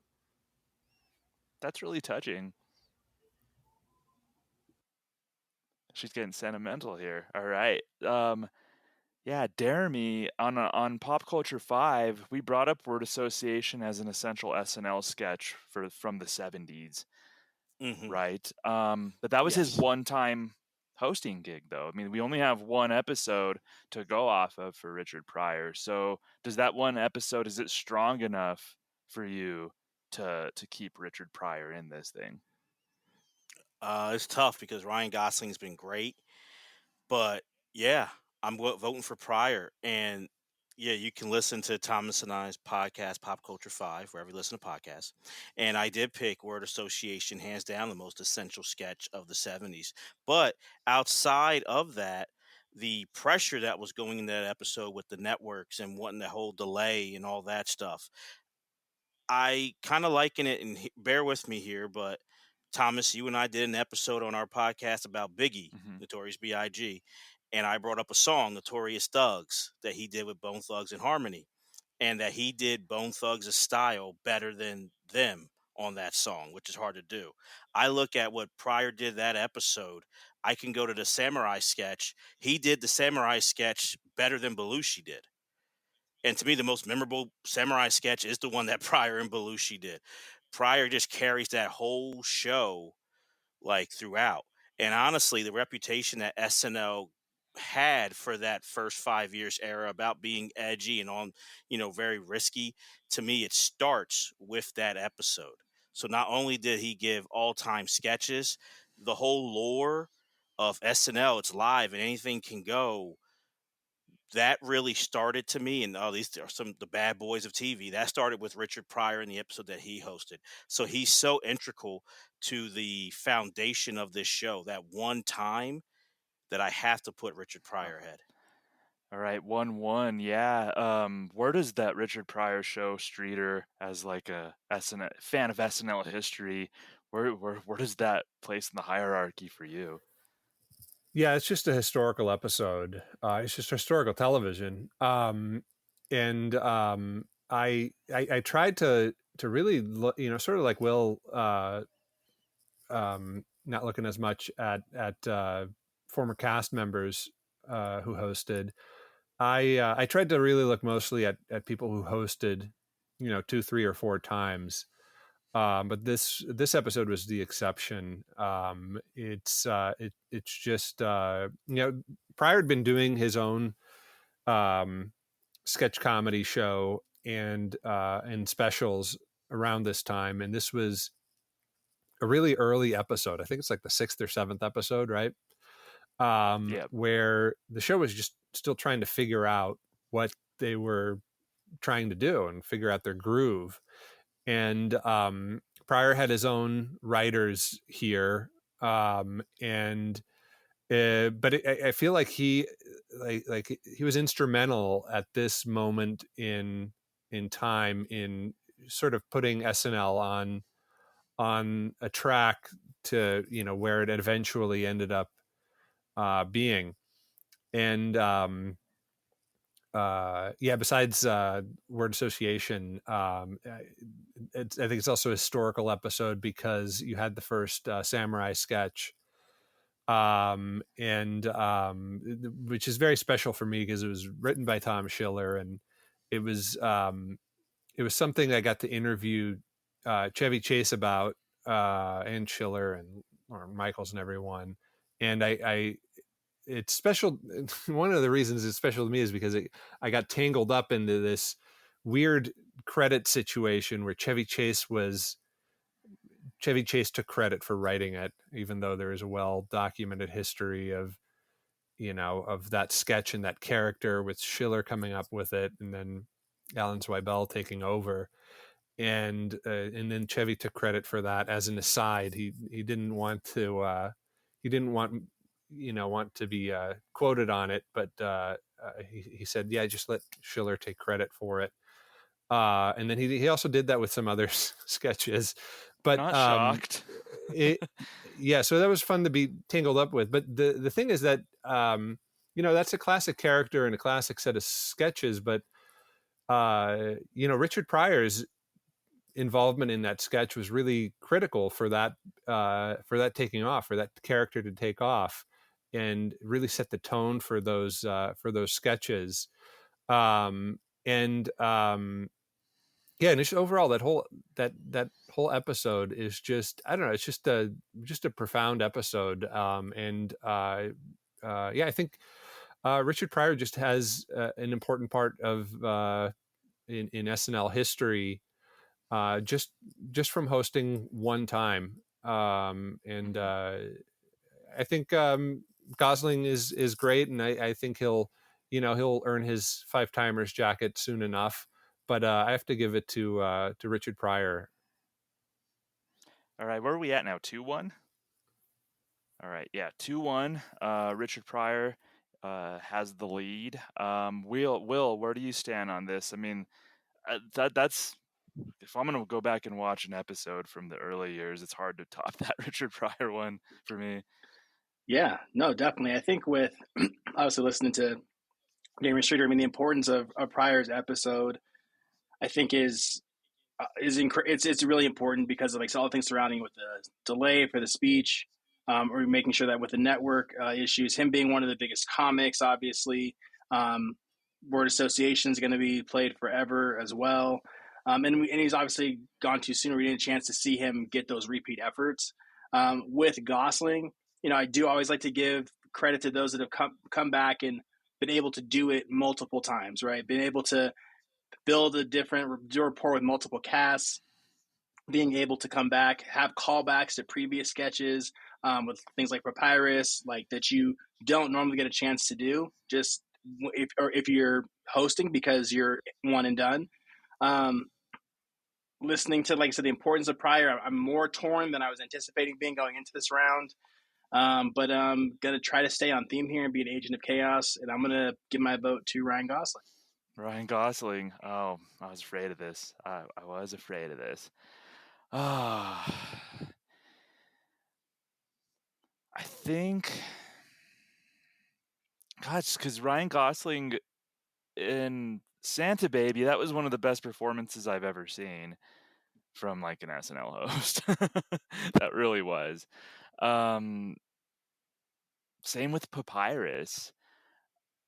then again, like two of the sketches that he's really known for, he was good in, but he's mostly known for breaking in those sketches. I love Gosling, great host, but he was known for breaking in Close Encounter, known for breaking in Beavis and Butthead, right? I think Richard Pryor, I'm going to have to give it to Richard Pryor here. He had one episode, but I count 5 bangers and put that not even including his monologue, and then he did some other stand up at the end of that episode. Man, love Gosling, but Richard Pryor advances. And Jeremy, there's a phenomenon just in sports. In a loss, I think sometimes teams impress me coming out of a loss. I'm more impressed by them than I was before, even though they lost. That's how I feel about Gosling coming out of this. It's like the more I watch, the more I think about it, the more impressed I am with him as a host. He could be silly, but he also turns in these great performances as a host. So Ryan Gosling, more impressive to me out of this than he was before. No, he's impressive, and it's a shame that he had to go up against a juggernaut like Richard Pryor. There's no shame in Gosling losing to a Pryor, because that's against any other, like a one-time host. I think Gosling advances. I think he went against the ultimate one-time host, and one of the most ultimate hosts ever, who's just so ingrained in what the show represents over these 50 years. I think a lot of times younger fans, if they watch the first 5 years, they don't really like it. And, that's their opinion. But the one episode that resonates still 50 years later, it's that Pryor episode. And that always holds like dividend. I don't know if Gosling, I think the Santa Baby sketch will hold like years from And now. Papyrus, I don't know I if would all say those. Papyrus does too. I can think Papyrus too. Yeah, I don't know if Gosling has enough that will like stand the test of time the way Richard Pryor does. Yeah, definitely. Richard Pryor advancing to the Final Four. He joins Eddie Murphy and Dave Chappelle. So who's the fourth going to be out of this group? We go to the last region. Peyton Manning, one-time host here, against Adam Driver, who's hosted 4 times. And I assume some point in the next couple of years, I assume he'll get his 5-timers jacket. I want to start with you, Streeter. I know you're not huge on athletes and stuff, but I genuinely don't know how you feel about Adam Driver, though. I love Adam Driver. I didn't rank him, but I love him as an actor. It's interesting. I love watching his movies. I love him in pretty much everything he does. I love him in Star Wars, and we go to the same dog park here in Brooklyn, like a couple blocks away. Is his dog really? Does he have an intense breed of dog to match his intensity? No, no, not an intense dog. No. Yeah, but the weird thing is, even though I love him as an actor and pretty much everything he does, whenever he's announced to host SNL, he falls into that, him again category for me. I'm just not. As a host, you just it doesn't really do much for me. I think he's solid. Interesting. I think he's had some interesting. He's had some interesting sketches, and I think he'll be a 5-timer soon enough. And he's he's a reliable host, I guess. But he's just not one of my favorites. But that said, I prefer him over any athlete. So I'd still vote for Driver.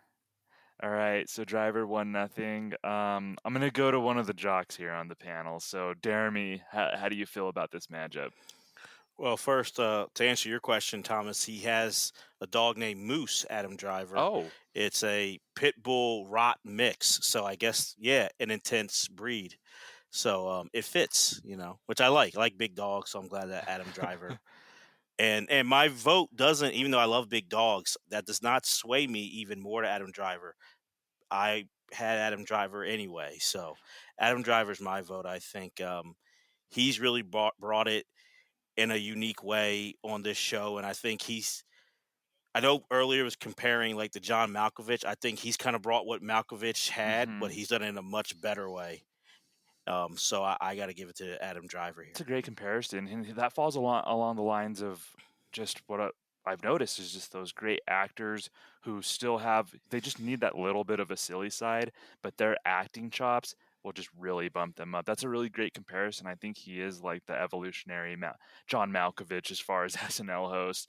I like that. I think I'm less sure about where Will might go here, so I'm gonna go to Will now because I'm unsure. I'll leave Kirsten. You should be relieved, Kirsten. I'm going to start with Will right now.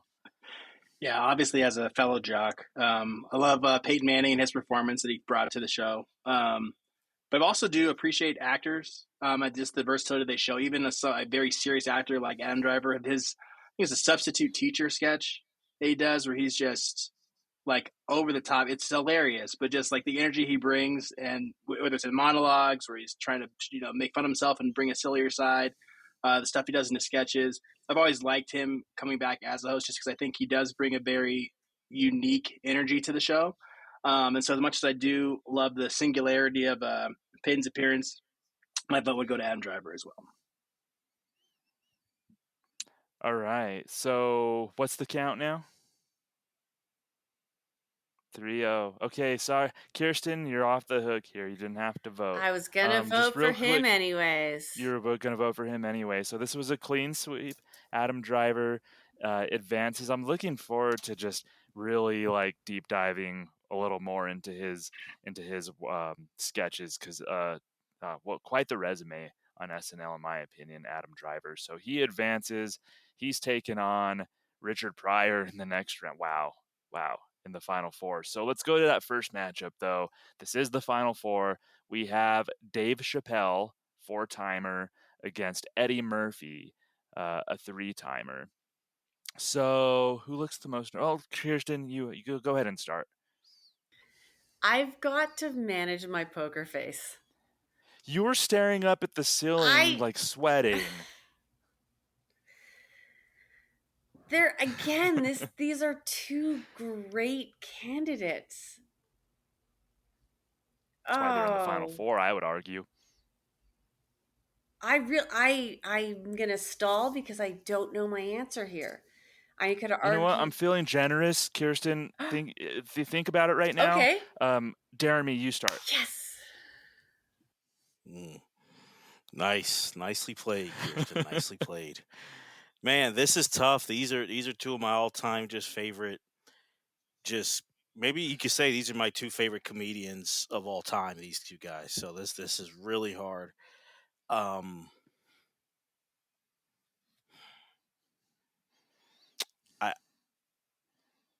gonna say I'm gonna go with Eddie Murphy on this one, and I think the only reason why is because more memorable sketches from his hosting gigs than Chappelle. Like more that stick out. Even Chappelle's are definitely like noteworthy in the circumstances, but I'm just going to go strictly to the sketch, to the comedy. And I think if you look at Murphy's hosting gigs compared to Chappelle, there's more memorable hosting gigs from his. So, in a very close one, and I could be swayed probably tomorrow. Someone could make me flip my mind, but right now I'm going to go with Eddie Murphy. All right, Eddie Murphy. Streeter, I think I know where you're going to land on this. Absolutely. Mm-hmm. Yeah. An easy Eddie Murphy for me. I mean, he was my top pick. So he's definitely my favorite non-5-timer host. All right, so it's 2-0 here. Kirsten, I'm not bailing you out here again, because if Will picks Eddie Murphy, then we're done. So you have to pick now. I don't want it to be 3-0 and then you're skipped again. So you must decide. That's fine, because I'm ready to choose Dave Chappelle. Ooh. Listen, I agree that Eddie has the more memorable sketches. Personally, I think Dave Chappelle injects such a beautiful sense of commentary about things. I know that can be a controversial thing. In this case, I'm looking at things that are non-controversial, and just his messaging about kind of unifying people and such.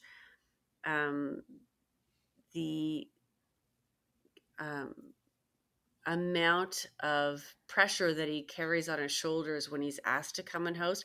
Although I'd argue that Eddie Murphy has the same, but for him, it's like, okay, come on and be Eddie and make people laugh. But with Dave, it's, we need to unify a country, which is objectively a larger mandate.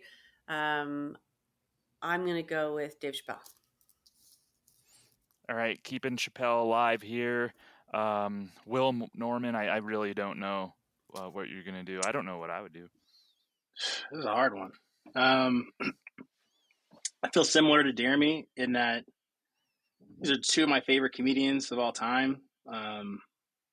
And, I think that when they've come to the show, they've been asked to, I would argue probably, outside of obviously like Pryor, like have had the biggest spotlights on them when they've come to host in terms of the times they've been asked to do it, which I think is a higher degree of difficulty than most.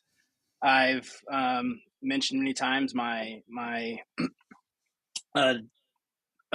preference for non-cast members as hosts. But I would say too, one thing that I think we all love as SNL fans, like when it comes to hosts that are coming on, is there's a level of joy that you want associated with the host when they come back. And there's been a little bit of diminishing returns on that with Chappelle with some of his like last couple appearances. And I think when you're thinking about bringing someone to the cast that everyone loves, that there's no in context or out of context shots off to the side, between Chappelle and Murphy, I got to give it to Murphy. I think that if they announced Eddie Murphy was hosting in the season premiere of any episode or Christmas episode or whatever, it wouldn't have to be just politics. Everyone would be excited about that. People would be tuning in. As great as Chappelle's been in the past, so I'll have to give my vote. I'll grow and get outside of my own limitations with these cast members, and I'll grow as a person here. Finally, yes, it's time, Jeremy. We come together as a group, and I'm going to vote for Eddie. Yes. All right, Eddie Murphy advances. Knew I'd to wear the you down, championship. Jeremy wore Will down, and Eddie Murphy advances. So I do think Eddie Murphy played better within the format than Chappelle. And Chappelle very much commandeered his episodes, whereas Eddie Murphy, I think, really flawlessly fit into the format in 2019. That's what made the show so exciting, that it was still an SNL episode, but it was just Eddie Murphy just being brilliant. I will say about Chappelle, that third episode, it was, amidst controversy, understandable controversy, there were some really great sketches in that one. The what we call the potato hole sketch, the PM in the afternoon, is when he's sort of like sings the song. He's talking about potato hole, and then it's like this light, like, oh, so what is that? What does potato hole mean? And he comes out with this definition that just like brings the fun nature of their show to a screeching halt. And that was just, there's a lot of built-in comedy in that, as far as like making like I guess self-described allies uncomfortable with like the reality of certain things, and when you put it bluntly and things like that. So there's just a lot to be said. There's just like in any Chappelle episode, there's a lot of like subtext, a lot of really fun commentary in some of the sketches. There was that Black Heaven sketch where he was just sitting there. I think he and was it Don? I think Donnell Rawlings made an appearance in that sketch, and they were making Mikey do this ridiculous thing. A lot of that was really like Mikey's cool performance, but that was just such a fun concept. And Chappelle cracked me up. The Uncle Ben one, when he called out Pete Davidson.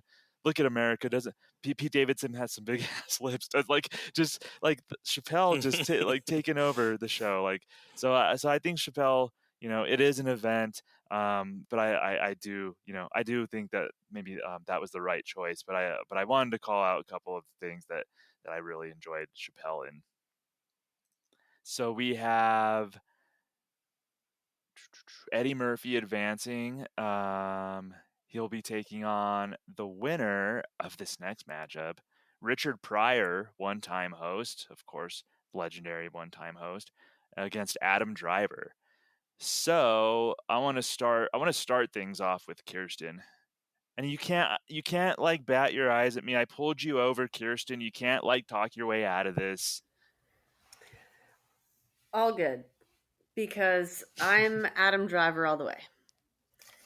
Easy peasy for me, without diminishing anything that Richard Pryor has done for SNL at all.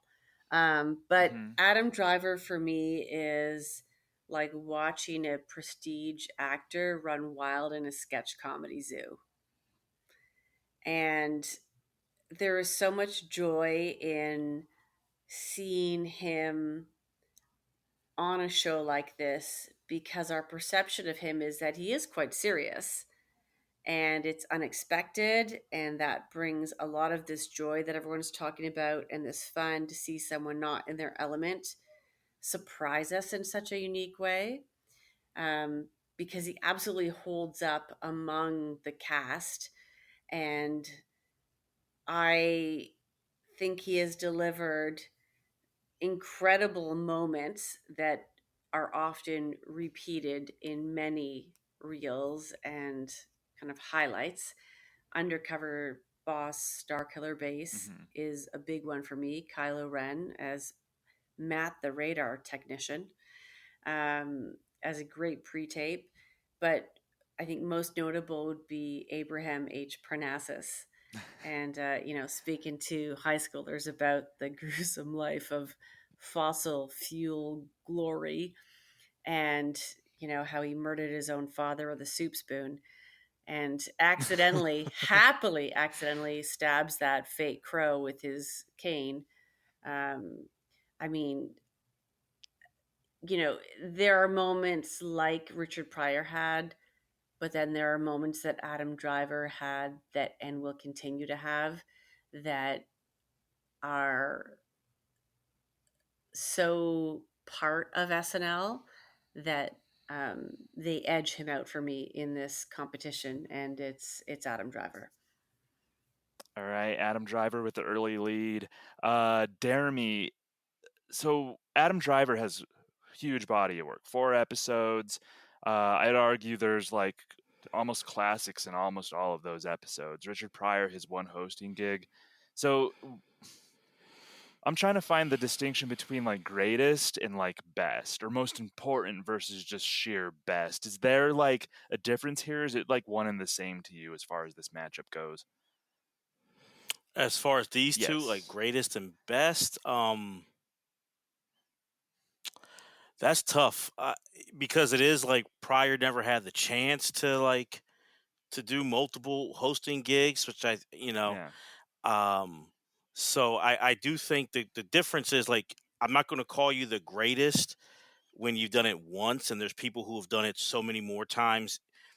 We're not even including like the 5 timers club Yeah. people. So like you can't be the greatest at it, but best, yeah, because sometimes, like I said, I think a lot of SNL fans, like SNL, like strong fans and the casual ones, might see a popular sketch or a good sketch and think that episode was great. And it's like, was the episode great or was it that sketch or those 2 sketches? And I think Pryor's episode was great start to finish, like you had said earlier. Like there's not a weak point in there. And I do think that was like I'm gonna give him the edge because that Mhm. was the best. And I do think he kind of set a template for what SNL hosting gigs, but also like SNL was still finding itself. And I think what SNL became as like in that era and beyond was a big part of what happened in that episode.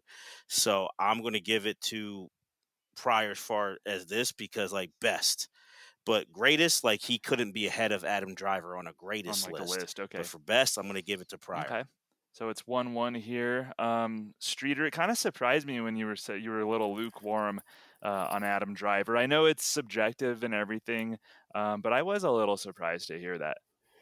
Well, I think what where Adam Driver, in terms of where he lands on my lists, he has a disadvantage because I'm more of a historical Hmm. SNL purist. The last 20 years, I obviously still watch it and enjoy it, but I'm very much stuck in the 70s, 80s, and 90s.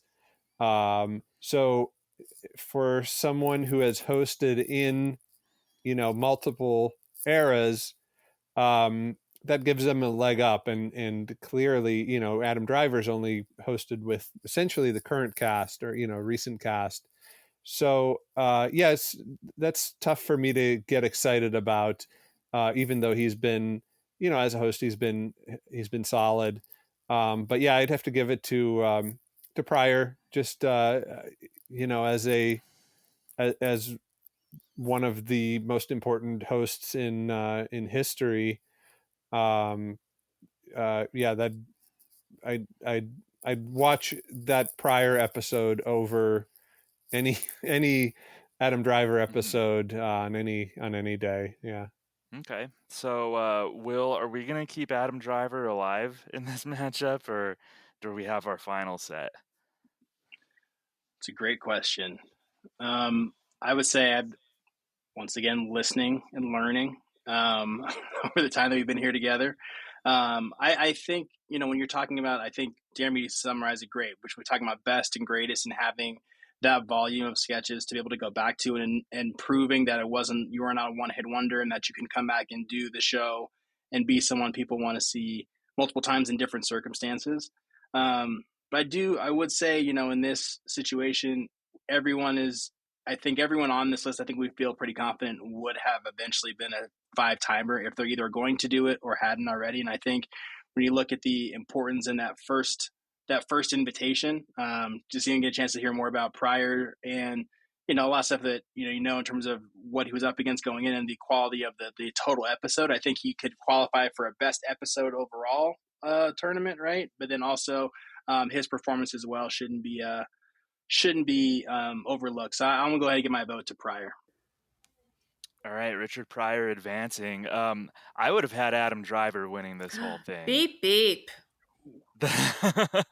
I think Adam Driver, for totality and for chops, I think he's that good.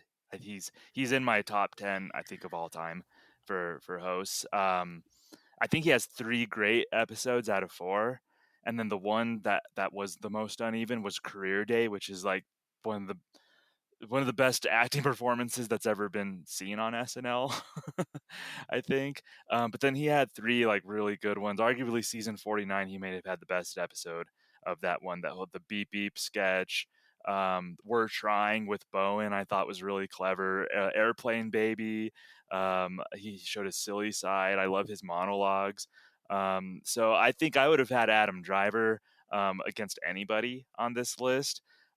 Historical significance, not as much. But I've realized about myself that I lean less into historical significance on a lot of these lists than maybe a lot of other people. But Pryor's obviously, like, that episode was just a banger. Like I said, like there wasn't really a weak spot in that entire episode. So deservedly so, Richard Pryor does advance. He's taking on Eddie Murphy to see who's going to claim the crown here. Let's go with the original order. Where did I start? Did I start with Kirsten? Yeah, let's go with Kirsten then. I am going to choose Eddie Murphy. We've covered so much about why he deserves to be in this role, and I think he would be if he was more willing to be on the show more.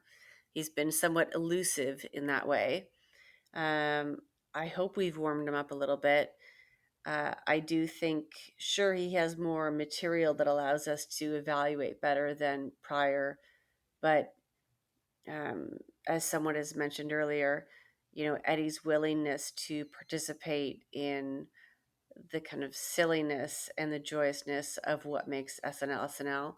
I just have more evidence of it, and that's what I've got to go by. So Eddie Murphy is my choice for best non-5 timer host to date, which is an important distinction.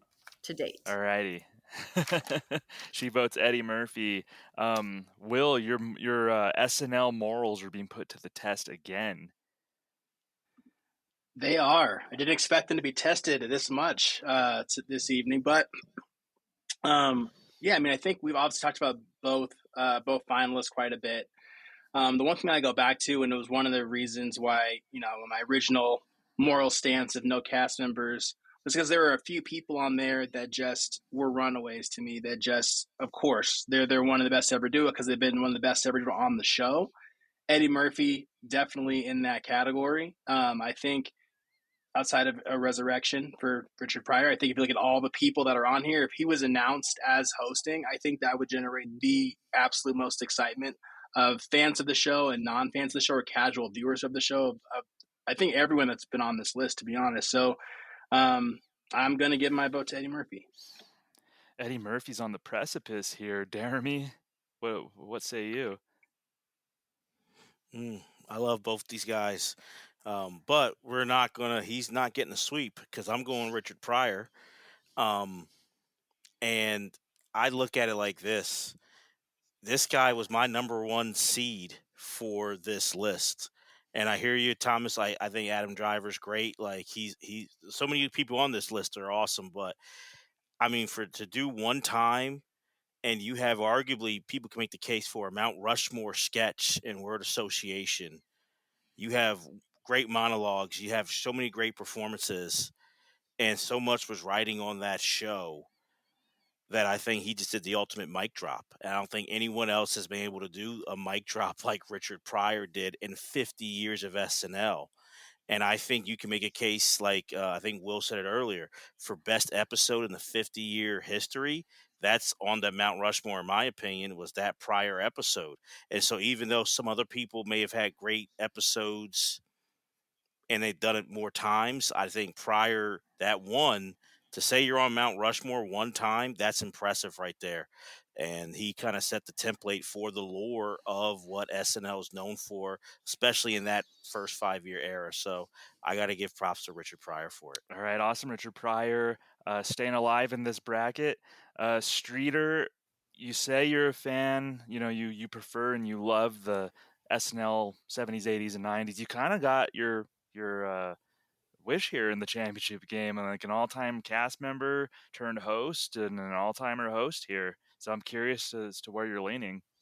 Yeah, these are both all-timers, and Eddie Murphy, I think, is definitely, in my opinion, the greatest cast member there's ever been. But I gotta ask, where are all the female hosts? I don't know. I vouched for like Anne Hathaway. I thought was great, honestly. Jennifer Aniston, as far as a one-time host, I will tell people to go back and watch Jennifer Aniston as a host. I put Betty White on Betty mine. White. Oh yeah. I had Kim Kardashian. I had Cameron Diaz pretty high up on my list. Good. I thought she was She great. was really good. Yeah. Yeah, she was a 4-timer. Maybe she'll come back one day. But I think a lot of them.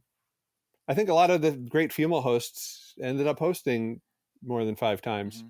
Also, Lily Tomlin I thought was great, and Terry Garr. But anyway, for me it's Eddie Murphy. All right, Eddie Murphy. I think we crowned a champion, everybody. Yeah, I think well-deserved. I would have leaned with Jeremy, actually. I know what I said about Richard Pryor and Adam Driver the round before. But if you look at Eddie Murphy, I mean, everybody talks about word association, obviously, and Samurai Hotel, but there was a really great sketch there, Taking Over, where it was a white family, and they were talking about, how black people are taking over the country and everything, and then slowly they swap a family member for a black person. So the family starts becoming black as they're having this conversation. And I think that's like an under the radar sketch that people don't bring up from that episode. That was just really good. The Looks at Books, when he came on with Jane Curtin, and the name of that book I think was White Like Me, which is pretty interesting. Yeah, and even the exorcism one, the Pat like being like the. When I was growing up, to me that was the classic sketch from that episode, was the Exorcist sketch. That was one of them. Yeah, that's one of my top memorable sketches from that episode. I also say this, just in like, I know Eddie's the champion. I'm happy with. I mean, I picked Pryor, but I'm not upset that Eddie won. But not everyone knows the degree of difficulty that Pryor was. He was battling his demons, was pretty much not there the entire week, which kind of is even more impressive. It's not like usually with other great hosts, they're in it with the writers, writing. Pryor brought his own writers and wasn't there the whole week. And pretty much like Belushi and a couple other people had to like go to his hotel room to like kind of convince him to even still do the show, which isn't great, character thing. But the fact that he just kind of came in there and just killed it, like just being like, let me take over. Yeah. As to like just the lore and the mythology of that episode. So I just want to say that for Pryor. Is it true that they almost like were about to damn near hurt Michael O'Donoghue at one point? Yes, that is very true. Okay. Richard was about to. Richard was about to? Yeah, and I think he kicked him out the room, but Richard O'Donoghue was being O'Donoghue, and Richard was about to go after him himself. It doesn't surprise me. He got kicked That's out. oil and water, it seems like, as far as personalities go. Yeah.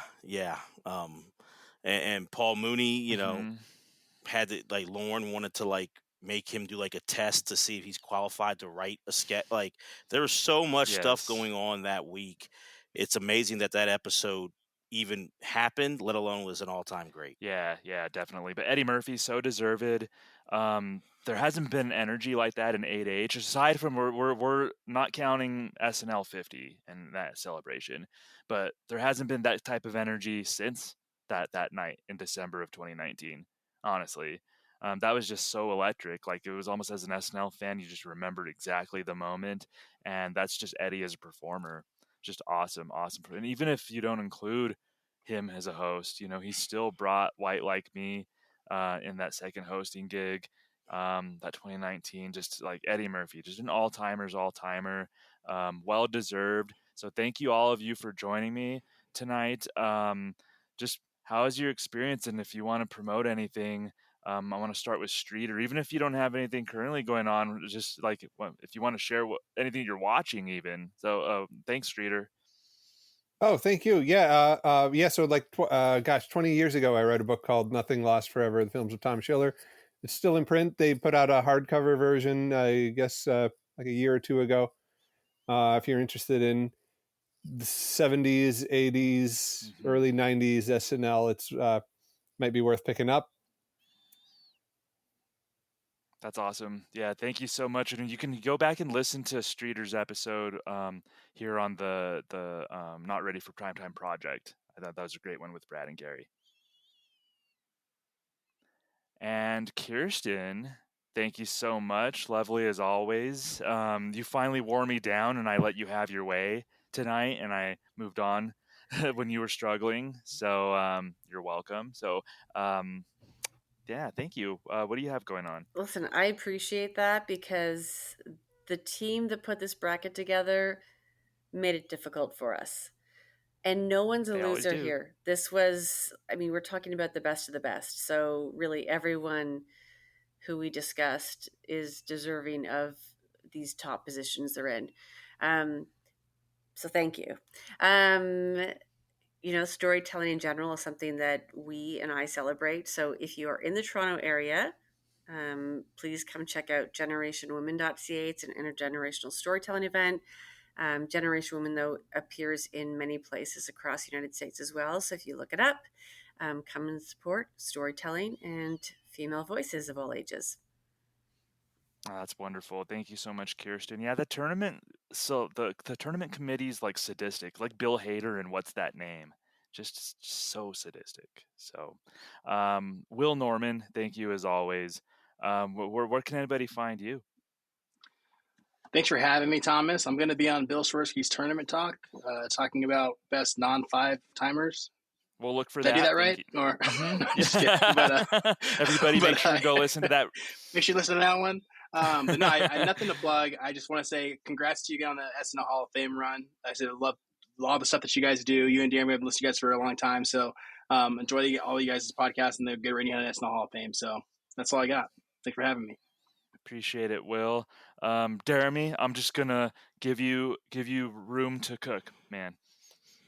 Well, obviously, I always enjoy coming on this podcast and doing the tournament talk. It's so much fun. I'm so grateful that we have this platform, and so grateful to be a part of this like SNL community and getting to meet so many awesome people. So always appreciative of that.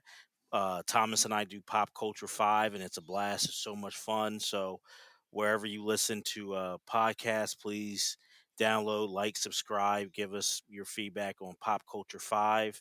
Um, Wrapped up Bigger Than the Game with Jeremy and Jose, a sports history podcast. But if you want to hear those episodes, you can uh, find them on YouTube and also anywhere you listen to podcasts. And I think, fingers crossed, but in July might be starting up a little like wrestling, podcast called Tables, Ladders, and Oh, Conversations. So that'll be starting in July for anyone who likes pro wrestling and stuff like that. But so kind of that's in the works. But yeah, so just awesome to be here. Great to be with everyone here mhm. tonight. And yeah, thank you. Yeah, I will say Streeter did point out like maybe the lack of women on this list. If you go, Jeremy and I recently did an episode of Pop Culture 5, Women of SNL. We celebrated Yeah, female cast members. We did 5 essential female cast members. That was so much fun to do. so And fun, so, so tough yeah, too. so that was maybe the toughest one that we've done. Just to how Yeah. do we narrow that down? But we got to celebrate some really talented women of SNL on that show. So thank you all again. I want a huge thank you to everybody for listening. Congratulations to Eddie Murphy for winning Best Non-5-Timer Host. Be on the lookout for all of the exciting things happening here at the Not Ready for Primetime Project, including another edition of Bill Swerski's Tournament Talk, as well as the early years of SNL, where Brad and Gary go over every episode from the first 5 seasons. Deep Thoughts, that's a deep dive on an SNL-related topic, and My SNL Story, so where we hear from people who are associated with the show in some way. So for Will Norman, Streeter, Jeremy Dove, and Kirsten Rayula, I'm Thomas Senna. So long, everybody. Thanks for listening to the Not Ready for Primetime Project. If you're enjoying what you're hearing, please take a moment to rate and review the project wherever you find us. You can find us on social media everywhere at NR4PT Project. Thanks again for listening. Have a pleasant tomorrow.